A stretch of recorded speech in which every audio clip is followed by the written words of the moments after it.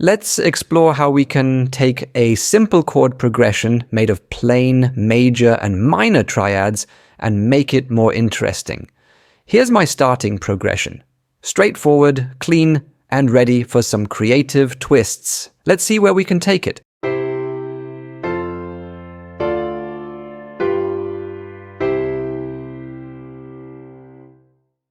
Next, I'll make a copy of the progression and introduce position changes. This small adjustment will add more movement to the voices, creating a more dynamic sound, all in just a minute.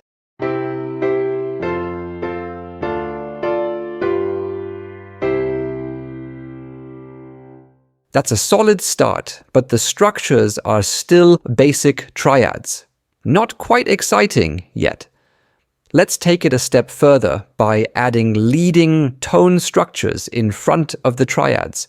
This will enhance the musical flow of the lines and add a richer harmonic texture to the progression. These leading tone structures are spaced in minor thirds, or 3 chromatic steps, as we view them in interval theory. They're fantastic for connecting triads.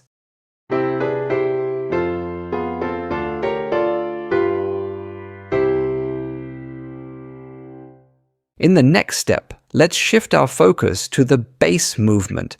So far, we've only been playing the root of the triads. Pretty boring if you ask me. Let's mix it up by using scale tone 5, or even crafting a nice flowing bass line to add more interest and movement.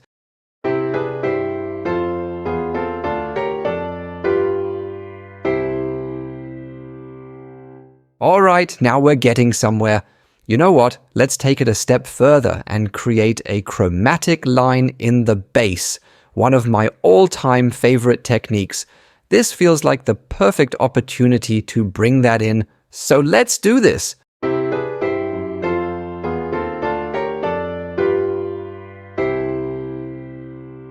While I do like the chromatic line, I'm not entirely happy with the 13 on top, the F hitting against the E in the bass. The chromatic line actually embeds this clash nicely, but let's still make some quick adjustments to refine the bass line and bring everything into better balance.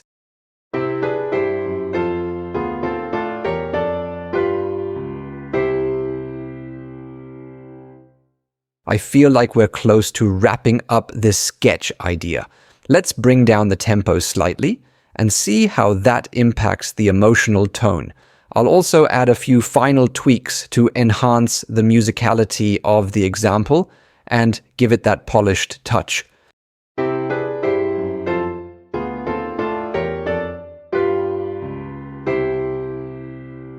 This is a fantastic musical idea that we can refine even further or start orchestrating.